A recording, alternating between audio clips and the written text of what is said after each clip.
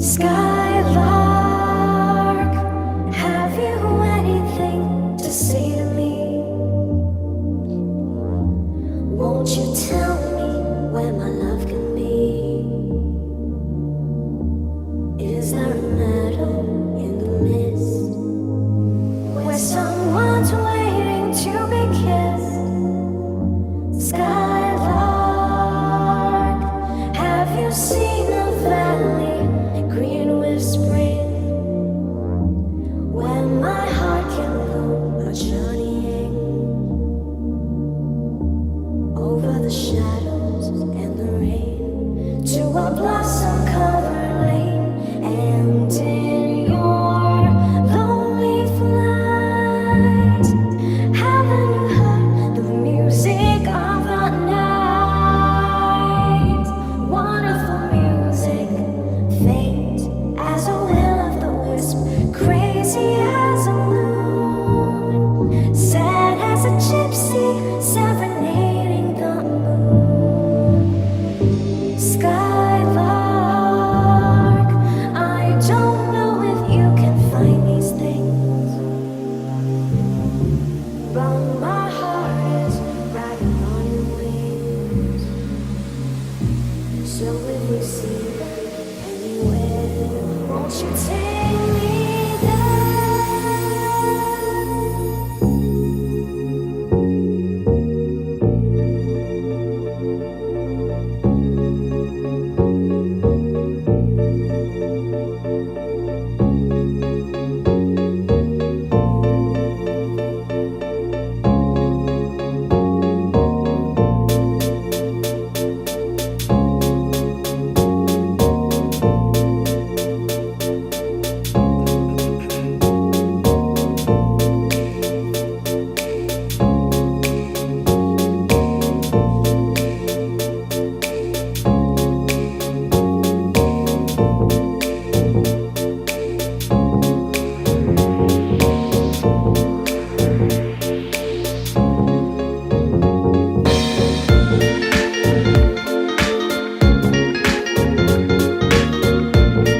Skylark,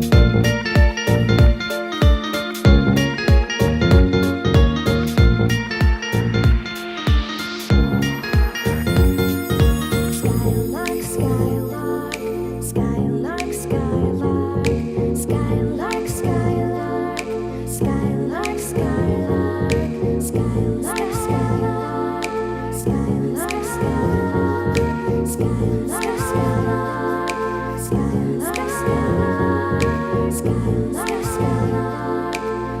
Skylark,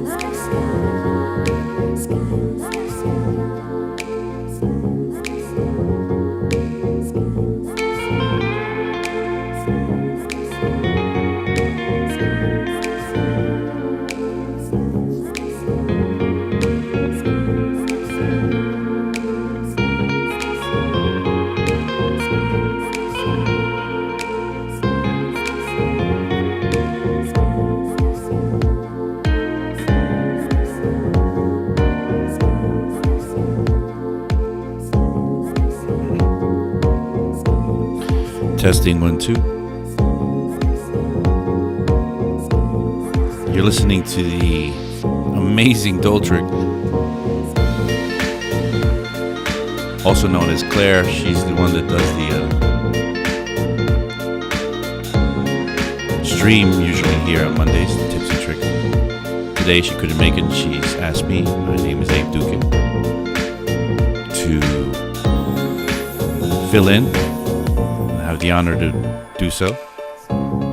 This is a live recording of Skylark that she did at our 343 studios. I was lucky enough to be in the room filming this when she actually did it, and I was blown away. I could almost not concentrate on what was happening. All right. Let's begin the stream. Hey everybody, this is Abe Duque. I'm here. I am not Claire. I'm not Doltrick. Doltrick couldn't make it today.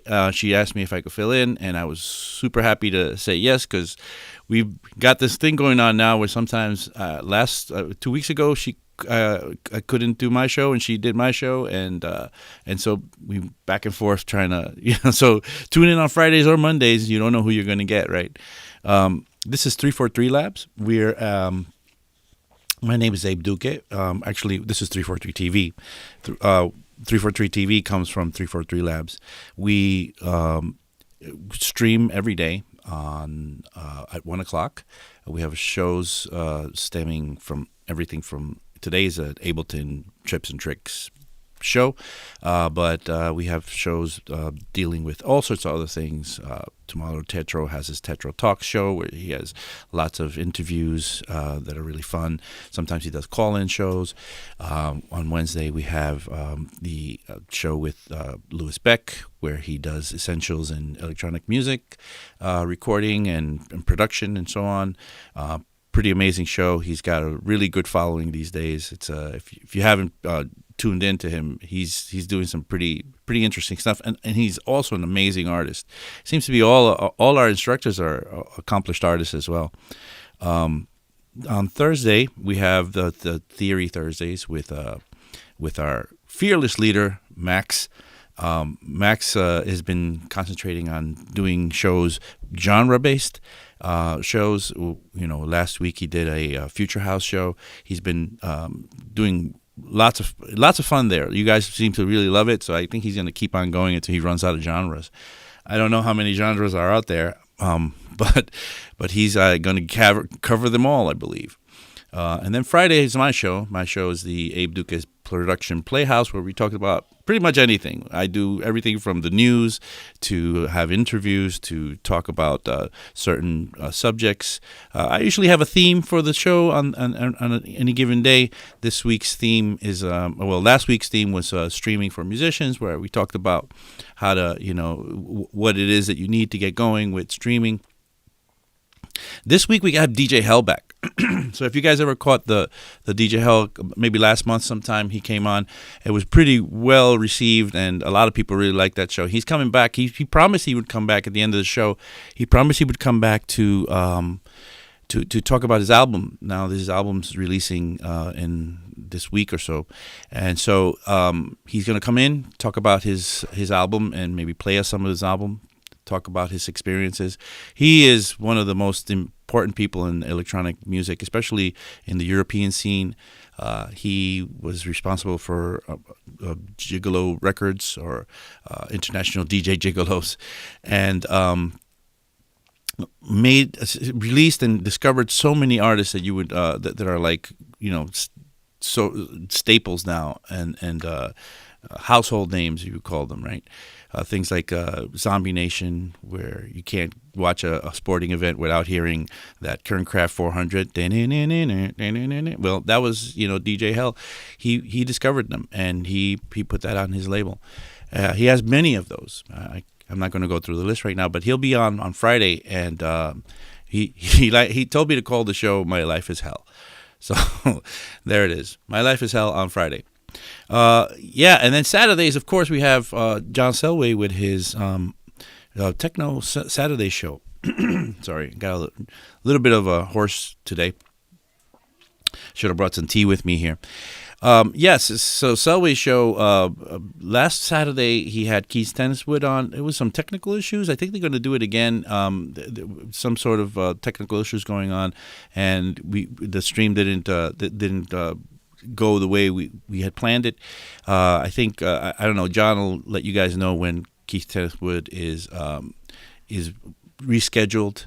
But we are definitely having him on again because he's a very important person. He was Radioactive Man. I remember buying all his records back in the 90s, and he's done so many things in the industry that we need to hear and learn from him. All right, so today I'm talking Ableton, today, and today's topic that Claire had set for today, and she asked me, she said, hey, listen, if you want to jump on another topic and do whatever, I'm fine with that. But today's topic I had set up was compression, and, what do you say? And I said, well, I'm fine with compression. I love compression. Compression is one of my favorite things to discuss. So we're going to talk about compression as it relates to Ableton's compressors. But just give me a second. I'm going to have a look at and see if there's anything going on in the chat and maybe people that I could say hello to. So Enigmatic Onion is here again, and hello. It's always great to see Enigmatic Onion. And John Kingston III, great to see you. AB is here. Let's see, who else? Hold on, let me just clear my throat. Keith is here, says hello to everybody. Paul Vandenwerf is here. Hello from windy Naples, Florida. Andrew Duque, of course, Andrew Duque. Yeah, Simple Sam is here. Let's see. Lots of people here. Stavaros is here. I even see John Selway in here. Keith will be back on March 20th. Thank you, John, for telling us that. So we have rescheduled that for March 20th. Keith will be on with John on Saturday, March 20th, and they will retry to do the show, which I think is very important that you guys tune into this, because this is a super important guest. All right, let's. Samuel says hello. Sitara Harth Singh. So sorry. It's so far away I can't read it. I need better glasses. Siddharth Singh is saying hello from India. And Lil Something is saying hello from India as well. All right.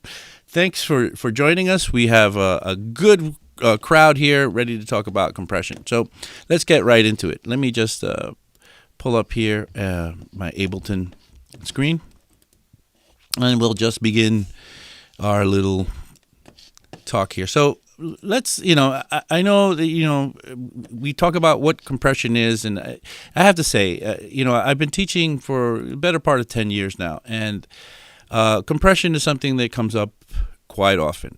And I must say that there are a few subjects in all the things that we teach that there are universally misunderstood and feared by all.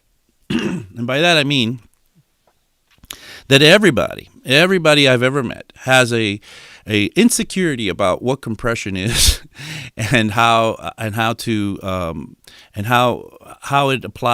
apply it, when to apply it, and what is actually going on. A lot of times, I had a class this a couple of weeks ago, and I said that a lot of people think that compression adds some magic pixie dust to things, and if you think of it that way, it is very mysterious, but it really isn't magic pixie dust. And let's try to break it down today. So I have a couple of loops in here, and I could pull in some others, and I'd probably pull in some synths as well to do some things with it. But let's grab the compressor from Ableton, and let's just drop that in there.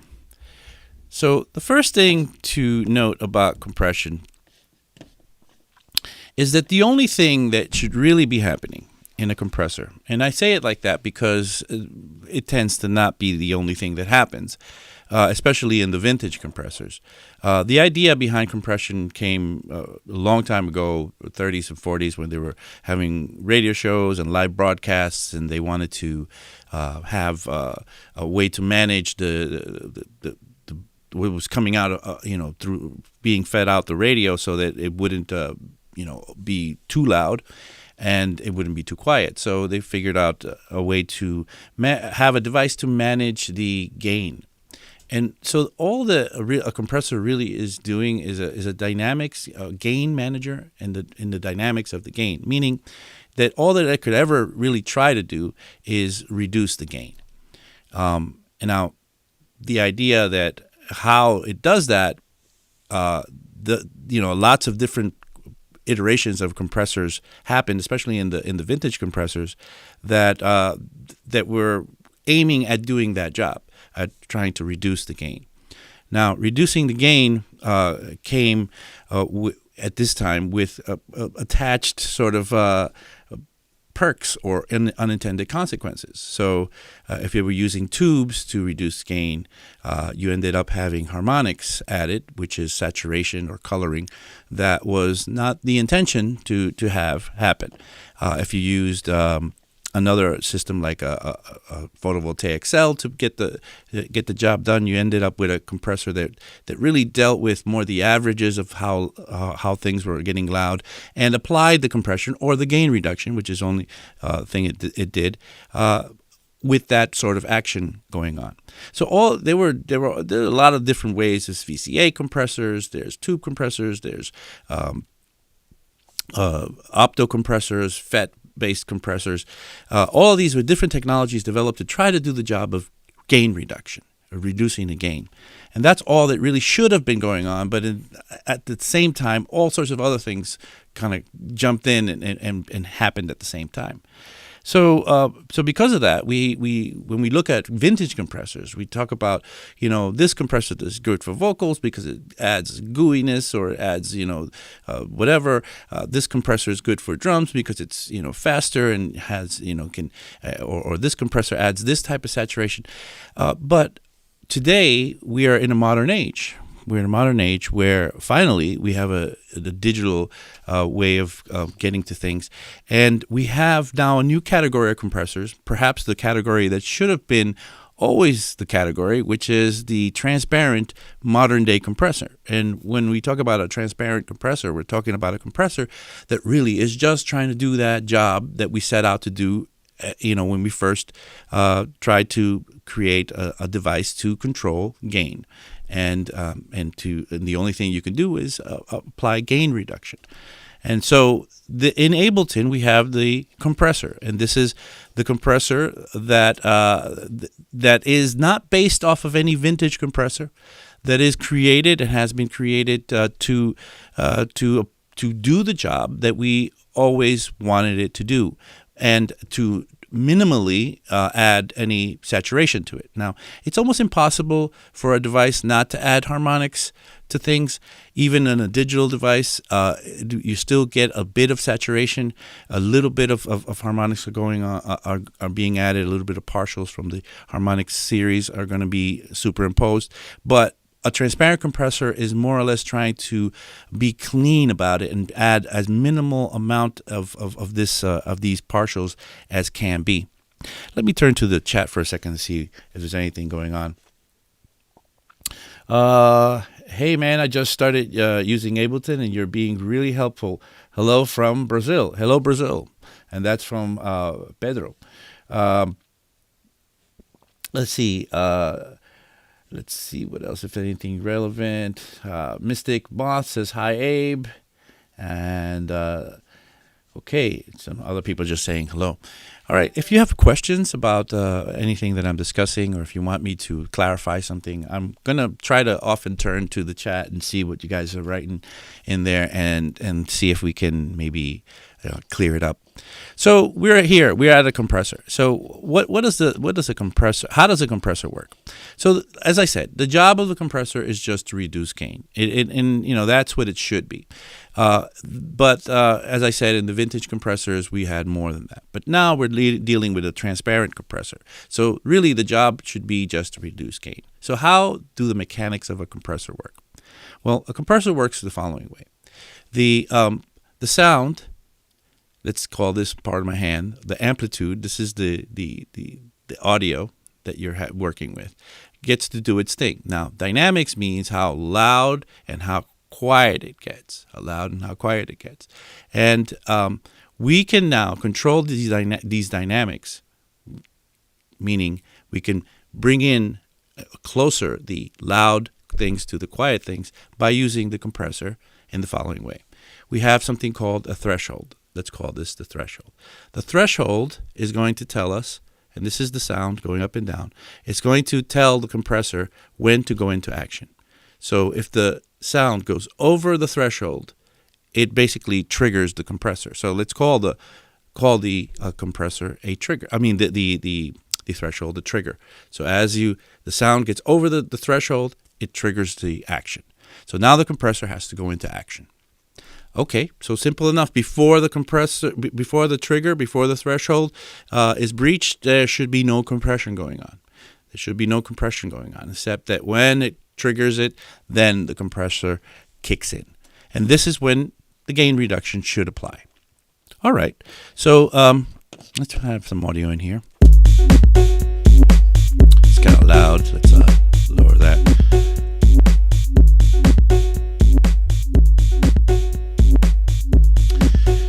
Lower that a little bit just to not get into red here. Okay, so got a beat in there going. And as you see, this is the audio going up and down here, and this is the threshold. So this is where the compression. Oh wait, am I on? Yeah, just gotta make sure. Yeah, I am on my screen here, on my Ableton screen. So I was thinking maybe I was like talking to you guys without being on my Ableton screen. So okay, so here's the threshold, and here's the audio. This is what I was doing with my hands earlier, right? This is what I was doing with my hands earlier. Now I'm gonna lower the threshold, and as I lower the threshold, you'll see that this little orange stuff starts to happen. There's a G and an R on there. The G and the R, they stand for gain reduction. So as the threshold is lowered, there's more gain reduction going on because there's more going into it more of the time. So here we go.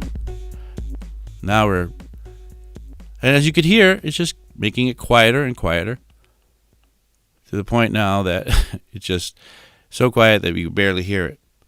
So that's the job. That's the job of the compressor. We're setting a trigger. When the compressor gets over that, then gain reduction is applied.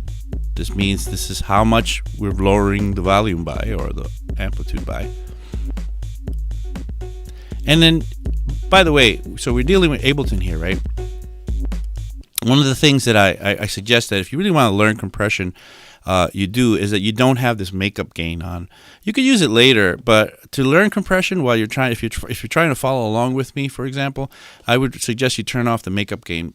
So what does the makeup gain do? The makeup gain, what it does is since you're you're reducing the gain of the peaks, it's going to make it up. So bring it back up to the level that you had it before, and it's going to sound just as loud. As you heard when I had the makeup gain off, as I pushed the compressor, it got it to a point where the peaks were reduced so much that everything got super quiet.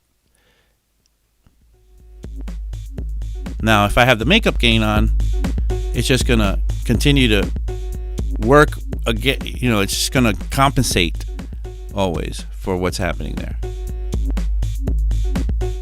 See? Compensating. So you could use that later when you're just, lazy about trying to work the output level, because what you can do is you could compensate yourself by, working this output level if the makeup gain is off. But for instructional purposes, or for learning at least, it's good to just keep it off for now. Okay, so that's what the threshold does. So the threshold is a trigger. It tells the compressor when to get started. Let me just have a look at the chat, see if anything's going on. So let's say, do you recommend using compression before EQ or the other way around? I know many people use it differently. Okay, that's a question, kind of an advanced question, but I will give you the quick answer. I usually do EQ first and then compression. Because a lot of the times, a compressor is reacting to amplitude. The loudest or the highest energy amplitude is on the lower part of the frequency spectrum. So bass frequencies, really rumbly bass, will get a compressor going fast. Very hi-hats and stuff, you might have to lower that threshold a lot before the compressor kicks in. If you are EQing something, and you're part of the EQ is maybe reductive EQ, where you're removing low frequencies that you don't need, and other frequencies are being taken out, then how the compressor is going to react is going to change. So if you have a compressor that's reacting to rumbly frequencies that you're not even using, and then you're putting the EQ, it seems to me a bit of putting the cart before the horse, where you remove all the things you don't need, and then we left it what we're going to use, and then we apply the dynamic management, the control of the gain reduction, so that the peaks don't get a little too loud on us. Now, you can try the other way around, of course, and you should try the other way around, because sometimes unintended consequences appear. Maybe because you did it the other way around and experimented that way, hey, look at that. It's something really cool happened that you never even thought would happen. So I'm not trying to dissuade you from doing it, but I'm saying if you're trying to look at it logically, this is the way that I usually think about it. Let me see if there's any other questions in here. Let's see. Okay. My ears shut off. I'm not using compression correctly, but I have a hard time hearing it at all, Enigmatic Onion says. Yeah, this is what Enigmatic Onion is saying about having a hard time hearing compression. I would say that every single person watching the stream right now can vibe or can resonate with that comment, because we all think we should be hearing something more magical than we should be hearing. And what I'm telling you is that the gain reduction part of it is the thing that we should be hearing. And if you hear it here, let's get it going here. If you hear that the gain reduced when the peaks happened, like happening here, or even more here, that as the peaks are happening, the gain is getting, so it's pushing it down as the peaks are happening, pushing it down as the peaks are happening. It's like, nope, get down.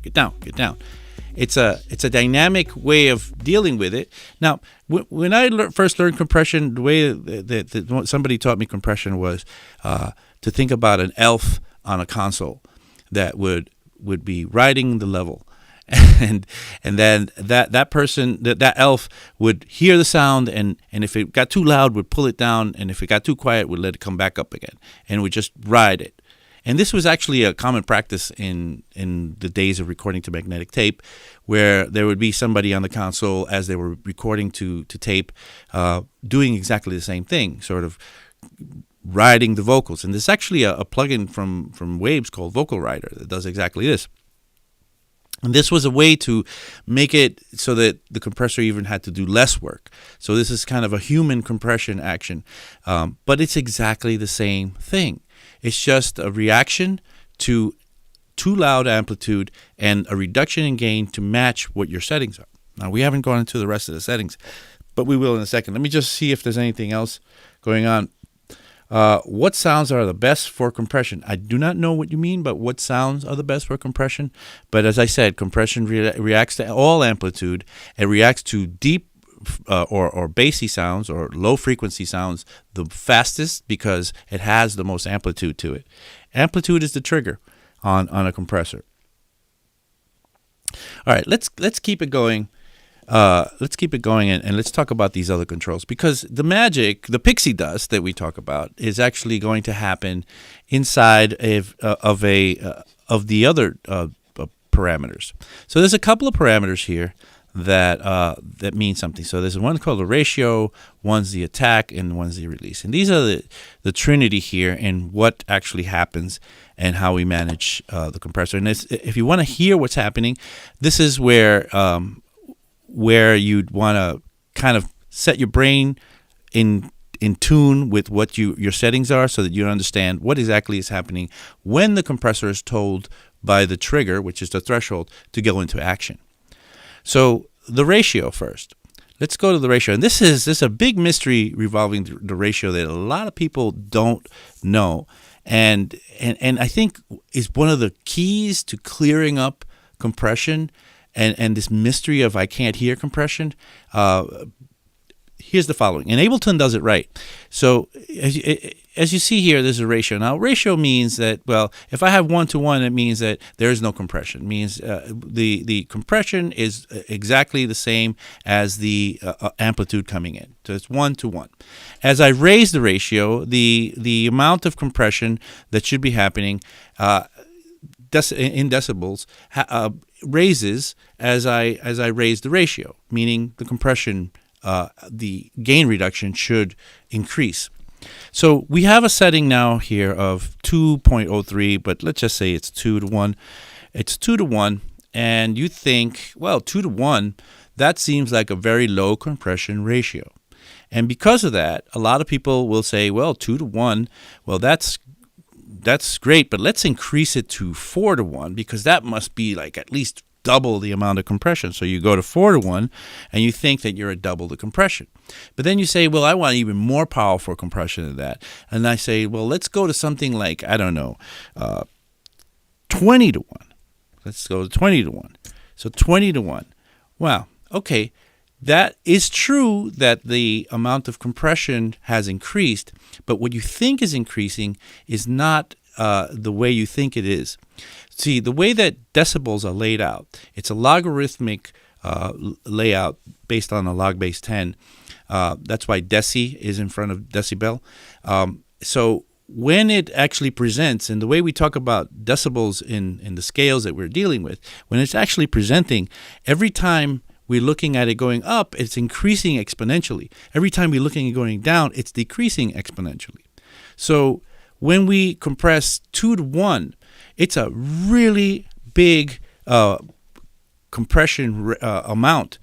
And Ableton reflects this right on their knob. If you look at their knob, if I go to 2-to-1, the knob is at 12 o'clock. 2-to-1 is half of the amount of the compression that this compressor can give you. If I go to, I'll do it again, we went to 4-to-1, look how much it rises. It doesn't go all the way to, the end. It goes just a little more. It goes to maybe, 2 o'clock or something like that. And if I go to 20, look where it goes. It goes to maybe all the way. But look, I have more. I'm going to go to 30. Watch what happens when I go to 30. Look at it. It just went a little more. And watch what happens when I go to 63, which you can with it. 63, even a little more. So the more you move, the less the values mean anything. So when you're using 2-to-1 compression, you're actually using quite a lot of compression in there. So when you use 2-to-1 and increase it to 4-to-1, the amount of compression isn't as much as you think it is. And this is the number one thing that helps people start to clear up the obfuscation, the fog on what's going on with the compressor and the way it works. So just again, to say 2-to-1 is really a lot of compression. I like to start compression at 1.5-to-1, which is known as 3-to-2 compression. Look at that. That's already quite a lot of compression. That's already quite a lot of gain reduction. If you do yourself a favor and learn and read up on how to deal with decibels, because decibels, we have a scale in digital audio called the DBFS scale, which is a decibels full scale. And we would think, we understand it, but a lot of people, I like to ask in my classes, like, okay, 0 being the highest point on the DBFS scale, it works backwards. Where do you think half of the amplitude would be from 0 going down? So a lot of people will say, well, it looks like 24 would be half of the amplitude. Some people will say, no, it's maybe 18, or maybe some people say 36. But the truth is, but by the way that this is logarithmically expanding or decreasing, -6, that's half of the amplitude. This is half of your energy, half of the volume on your scale. So it's weird. It's really weird, but it applies universally everywhere that you're working inside these DAWs. So you need to be clear with that in order to understand what's going on. And compression, one of the big mysteries is that you don't get that 2-to-1 is quite a lot of compression compared to, as you keep on going up, the values seem like bigger numbers, but actually mean less and less and less and less as you keep going. All right, let's have a look at the chat, see if there's anything going on. So compression is like volume automation. It is a way to automate a process of controlling a level from staying too loud or being too loud. This is very good info. Thank you, Simple Sam. All right, so let's continue. Right now, wait, it's halfway point, and let's talk about the what we're doing here. This is 343 TV. My name is Abe Duque. I am covering today for Doltrick, who you know maybe as Claire, who usually does this class, or I always call these classes, but they're kind of classes. But they're streamed. This stream is usually her, not me. Today she couldn't make it. She asked me to cover for her, so I have the honor of being able to sit in her spot. But we stream every day. Please, we also have classes. Please come and check out our website at 343labs.com, where you could see the classes that are starting. We have classes on Ableton, both at beginner, advanced, intermediate. We have classes in mixing and mastering, which I teach. We have sound design classes. We have classes on vocal production. We have classes on Logic. We really covering everything we can in all this space. We have classes starting all the time. Have a look at our website, 343labs.com. If you want to go to our German website, 343labs.de, we have a school in Berlin, and we have a physical school in New York as well. Check us out. Also, if you would be nice enough to just, subscribe, hit the subscribe button. We're trying to get to 10K in subscriptions. Right now, we're at almost 9K right now. We're trying to get all the way up to 10. That would be really great if we could. And we're trying to we're trying to maybe get you guys to give us some likes as well. So could you hit the like button if you like what you're seeing, so that Claire knows that I did a good job for her. Anyway, let's keep it moving. Let's keep it rolling because there's a lot to talk about here. So I'm gonna just speed up the process here a little bit. So now the ratio being the thing that we need to kind of get our heads around to understand that half of the compression that you can actually apply, and I love the way that Ableton lays this out with this knob right on the center here, is really half of the compression that the compressor can actually pull off. You would some other compressors you'll see will have the 2 here, the 3, 4, 5, and it'll just look linearly, going around, and that's so misleading. That's so misleading. It's probably the biggest contributor to not understanding compression from all the people that I've ever met trying to understand compression. But let's go to the next two knobs. The next two knobs are very important. This is the attack, and then there's the release. So what is the attack and the release? So the sound is going, the threshold has been triggered. Oh, the compressor needs to go to work. Well, what do I do, says the compressor to itself. And it says, well, I have to reduce by 2. Right now I'm set to 2 to 1. So I have to reduce the gain by 2. But how fast do I do it? Well, we look at the attack. The attack is how fast does the compressor get to work? So if we have a fast attack, the compression action will be super fast. Now watch. If I have a beat in here, and I have this set here, with a fast compression setting, like a fast attack, you'll get attack going on. You see those transients when those snares hit? The compressor actually gets going. But if I slow the attack down, as I slow the attack down all the way to 1 second, it's not catching anything now. Why? Because the compressor says, how long do I have? Oh, a second.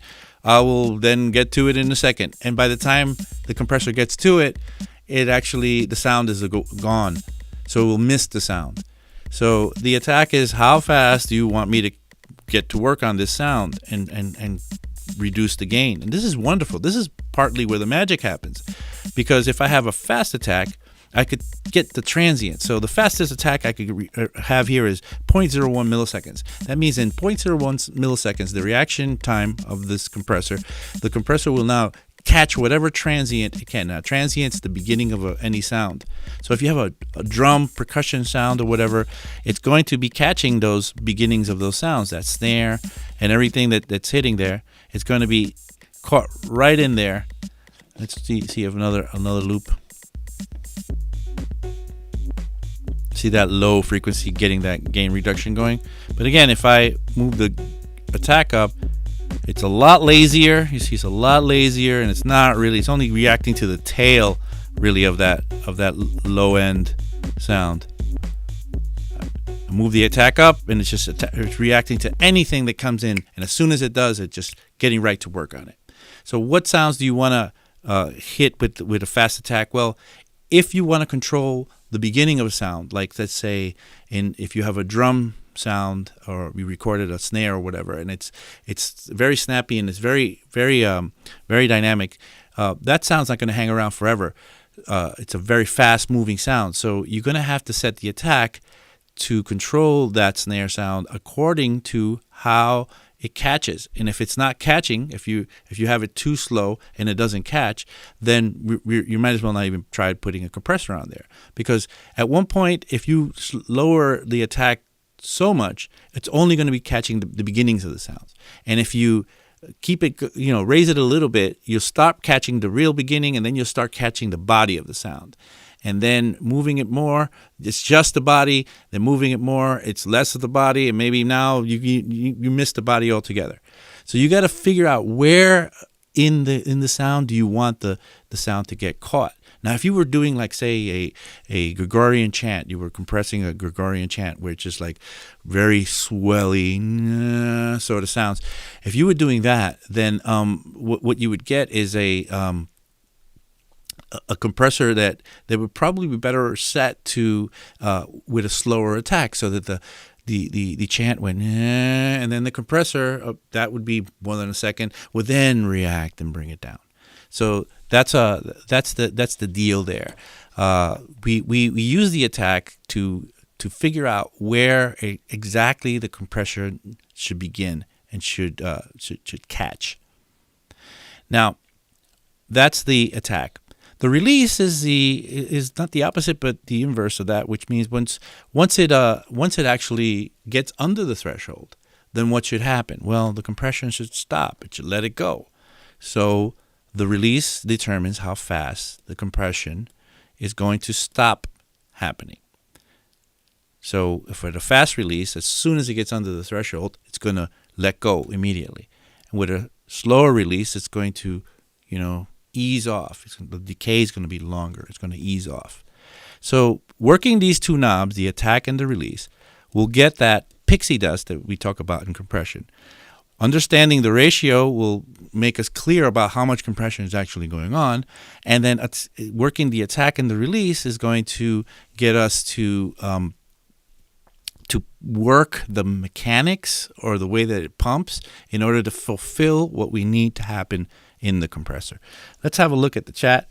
Max Wild is here. Hello from Berlin. Hello, Max. And John Selby is here. Can you bring the audio up from live? I did a little bit. I think I'll bring it up a little more so that we're a little bit louder here. Okay, so let's keep on moving now with the compressor and what it does. Once again, this is 343 Labs. 343 TV. We come from 343 Labs. We have a school. Please check out our website. Please go on there and take a class with us. Take a class with Claire. Take a class with Max. Take a class with me or John. We are all ready for you, and we'd love to kind of spoon feed you this information in a class.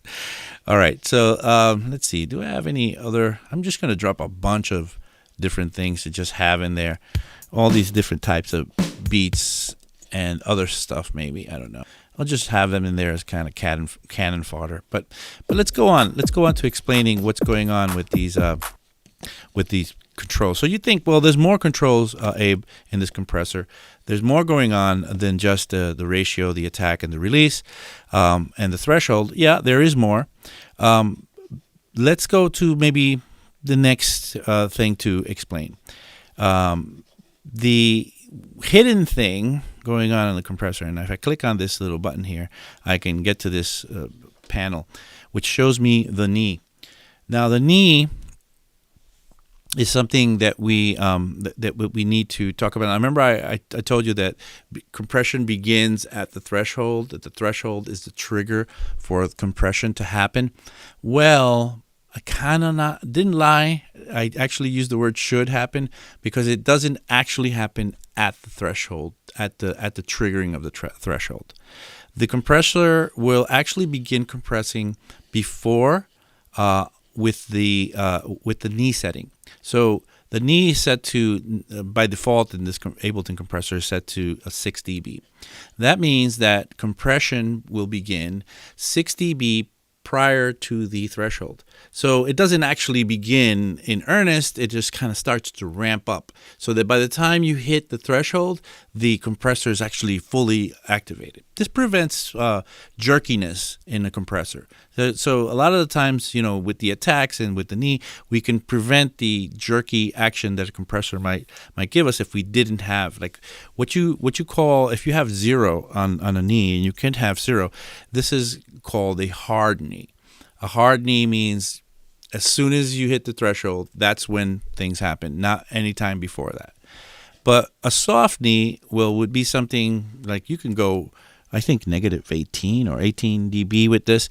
That means that 18 dB before the threshold, there's, ramping up already of compression, that by the threshold, then we have full-on compression going.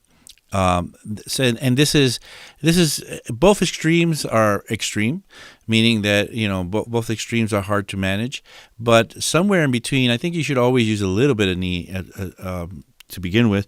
But 6 dB knee, that's not a bad place to have knee.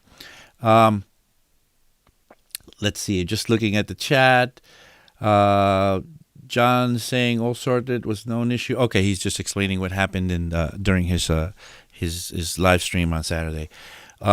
Okay, let's keep going here. So that is the knee, and so compression actually begins a little bit before.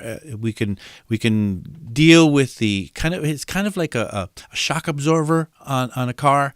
It hits the bump, and it kind of just gets that bump to get a little bit of cushioning, so that it doesn't actually jerk and hit really hard. When you have bad shock absorbers in a car, you get a bam, and then you get a really jerky, hit, and that's not good. That's not good at all. What we need is some shock absorbers in order, if you hit the hole, if you hit the pothole, you get some absorption, and it doesn't it isn't as jerky. So this is exactly the same thing that a knee does for your compressing. Okay, so let's keep on going. This time is going so fast, and I wanted to cover so much. Let's go back. Let's cover a couple of other things here. I'm just going to mention these things because I have a second compressor that I want to look at, because Ableton has 2. I wanted to talk about peak and RMS and expand mode. Now, I'm just going to talk really quickly about it. What peak and RMS are. Peak is a way of, okay, so let me just back up for a second. Peak and RMS are relating to the way that that we meter. So if I have a sound playing in here, you'll see that Ableton gives you 2 readings on the meter. It gives you a top reading here, which is kind of grayed out, and it gives you a more bright meter here, where it's a little bit more, it's lower for sure. So these things are different than each other. And why? Well, the reason that they're different is that the peak meter is metering any sound that happens, even fast sounds. So, 10 milliseconds, anything between 10 milliseconds and 300 milliseconds is going to be showed in this meter. Those are fast-acting sounds. So if a sound comes, hangs around for 10 milliseconds, a sound comes around, hangs around for 150 milliseconds, a sound comes around, hangs around for 250 milliseconds, this shows in that gray part. That more kind of grayed out or duller part. These are the fast-acting sounds, and with a drum with drum sounds and with percussion, especially if they're very short, these sometimes might just present and go away, and it will maybe not even ever meter in the second part of it, which is the RMS meter. RMS stands for root mean square. It's a math term relating to averages, and what we're trying to do here is really gather up the sounds that are happening all the time or more often. And the way that Ableton does it is that it works with ballistics. It sounds that hang around for at least 300 milliseconds. So from 300 milliseconds, if a sound comes in, hangs out for 300 milliseconds, then it will catch and it will show you that metering. So that's in the metering. But now in the compressor, we could have the compressor react to peak and RMS. So if I have this compressor here, you'll see that the same levels are showing here. There's the bright level and there's the kind of duller level. And if I have it set to peak, this compressor is going to react to everything that's even in the dull level. See? Even all those fast moving things are going to be making the compressor go into action. That's the peak. But if I switch it to RMS, the compressor stops reacting to that because it only wants to react to these levels here, which are the levels that are happening more often. This is the RMS. This is the peak. So a peak, I would say that the peak compression setting is a more hair trigger compressor. It's really hyperbolic. It's always spazzy and ready to react to anything because it's any short little spike in amplitude will get it going. RMS is more laid back. It's like, hold on. If a sound hangs out long enough, that's when we'll get to it and we'll compress it. That's the peak and RMS modes. Then there's an expand mode, which I won't say much on because not every compressor has this, but Ableton's does, so I have to say something about it. We call this upwards compression. Upwards compression is turning compression on its head, really. And what happens is, remember, the amplitude goes over the threshold, and then the compressor should lower the gain. Well, amplitude going over the threshold in upwards compression or in expand mode, as soon as it gets up over the threshold, it looks at the ratio and raises the amplitude to match that. So instead of lowering the amplitude, causing gain reduction, it actually causes expansion, causing gain to get louder.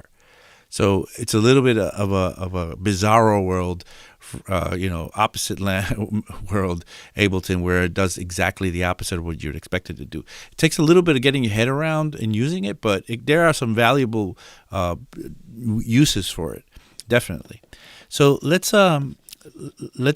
just leave that at that for now. Most of the time when you're talking about compression, you're either in peak or in RMS mode. And in peak, you want to identify the type of material you're dealing with. You want to get to know the material and understand the material you're dealing with. If you could hear that there are fast transients happening, well, then peak might be the right selection.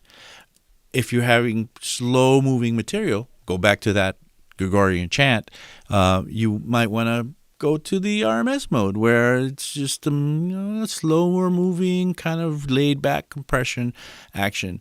Maybe that's what you need. And that will definitely make it more adaptable to that type of sound.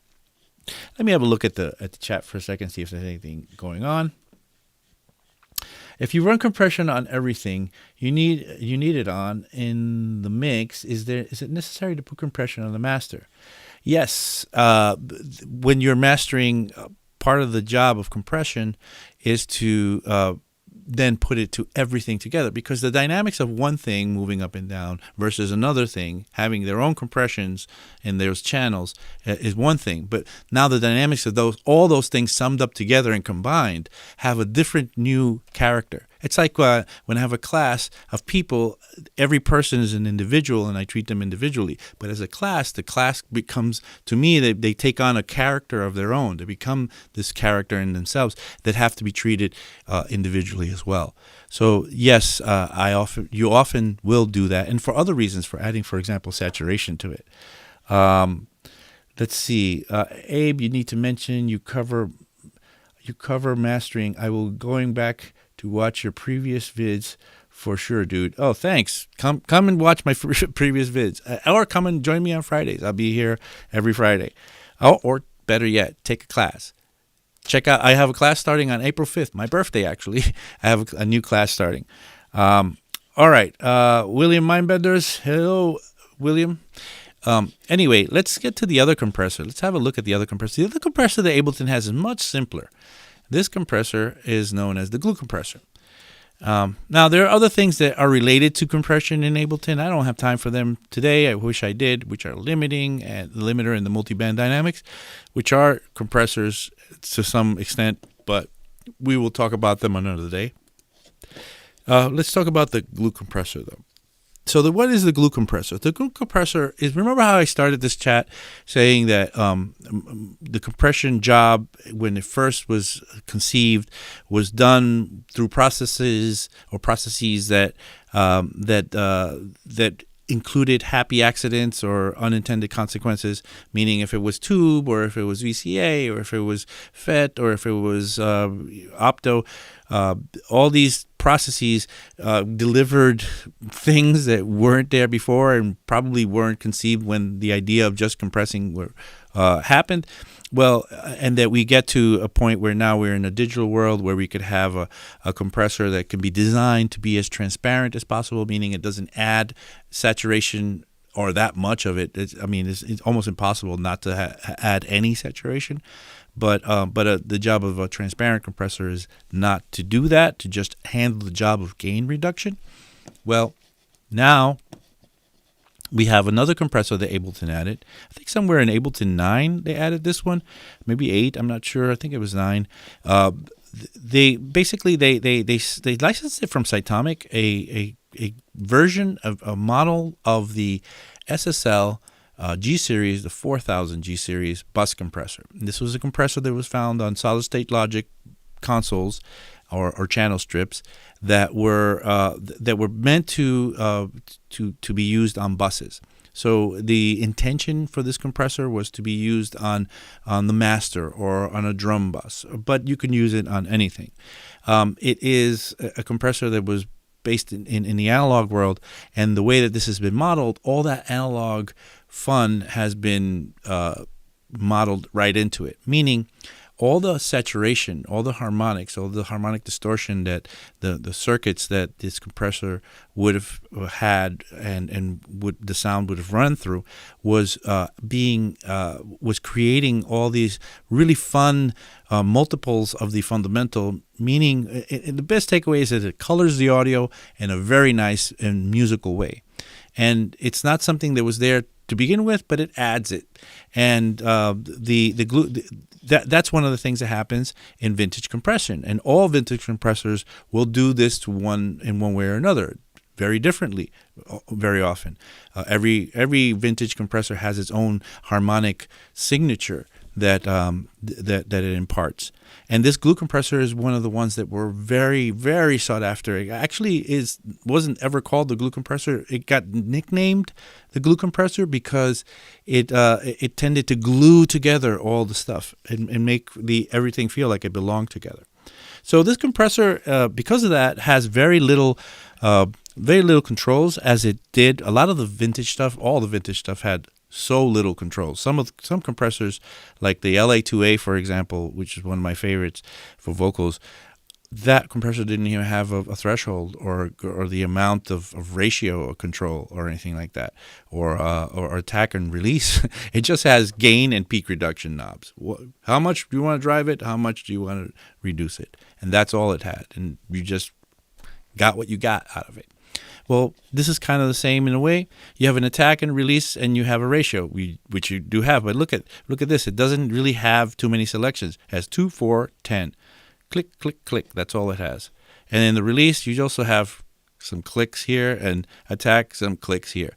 It works. It does what it says it's going to do. However, it's true to the original, which is not perfect. And it's totally imperfect. And I guess in that imperfection, it's beautiful. One of the things that I have to tell all you Ableton users, when you use a glue compressor, right click on it and make sure you have oversampling mode on. Because oversampling mode, let's call it high quality mode. That's basically what it is. It's high quality mode. Just get that going, get the oversampling going, and leave it on. And once you've got it on, you can right click again and save that as the default preset, because that's going to be there every time you load it in. By the way, the EQ has the same thing going on. The EQ in Ableton, if you drop the EQ in here. You'll see that my EQ, right-clicking on it, is in oversampling mode. But by default, it's not set to oversampling mode, which is kind of silly. I think they should just have it in oversampling mode, but whatever. So let's keep going here. So what are the major differences? Let's run some audio through it. So once again, you're dealing with a threshold. It kind of works this way. This is 0, and you kind of just pull it down. Now you see the thing already compressing because the level is coming in too loud to it. So I'm going to lower the level from here somehow. Oh, actually, I got to turn that on in order for the level to go on from there. So I got to get compression not happening in here. So the compressor is just right now, I put it 1-to-1, so it's not going to compress anything. It's just going to let me pass the audio right through it. So right there, no compression happening. If I want compression to happen, I can lower the threshold and make compression happen. But as it comes in pretty loud, the compression is already going on. There's no way of making it stop. Your attack here, settings are there. As you can see, if I lower the attack, it's not catching much because it's missing most of the transients. Speed up the attack, make it faster, it's catching much more. Release, same story. And then the ratio, 2:4:10. It's like a Fisher-Price compressor for kids. Click, click, click. And then we have makeup gain, which is not auto makeup. This is akin to this knob here, or to this fader here, where you could just raise the compressor.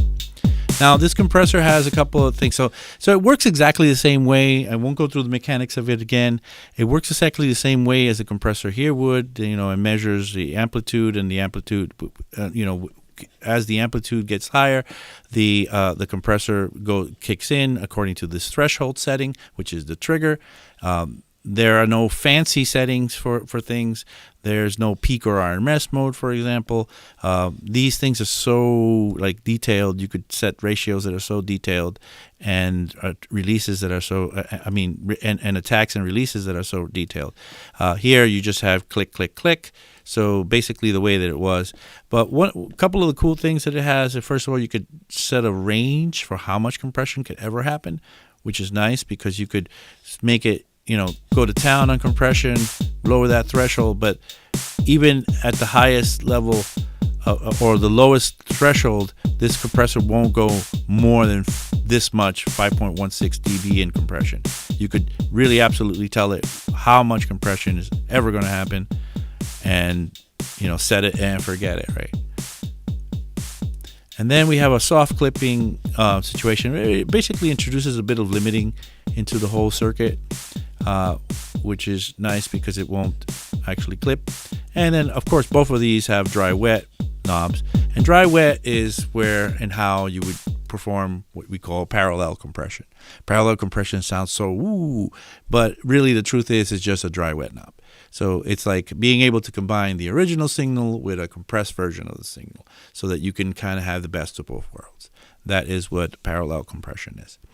Anyway, I'm so sorry we ran out of time. I could have talked maybe 2 or 3 more hours about this stuff because this is one of the subjects that I teach in my mixing and mastering classes, and I really love compression. I mean, compression and EQ for me as a mixing engineer are the number one tools for the job that we are getting done. If we were comparing, say, engineers to carpenters, a compressor would be like a hammer. And an EQ would probably be like a screwdriver or something like that, something that you use every day on a daily and use the most of. Okay, let me just have a look at the chat. There's nothing going on in chat, but wow, engagement was very high today. You guys really hung out with me and watched this thing. I mean, I saw you guys up to like 50 people watching at once, which is really, really, really motivating. Thank you for joining me today. Claire will be back next week. If you missed Claire, I'm sorry, I'm not Claire, but she'll be back, and you could have your Claire fix next week. I opened the show with one of Claire's songs, one of my favorite songs that I think it's the cover that she did. If you rewind again, you could listen to that song again. I actually love listening to that song every time. We're 343. TV. We're here every day at 1 p.m. Please hit the subscribe button. Please give us a like. And please join us every day at 1 p.m. for our daily show. And take a class with us. That would be the best way to go about this, because we could only do so much in these 1 hour windows. In our classes, we could just sit there and talk about all this thing. And as I said to you, spoon feed you. But with that, I'm Abe Duque, and I will sign off, and I will see you guys on Friday. Remember, on Friday, we have DJ Hell with My Life is Hell. So, see ya.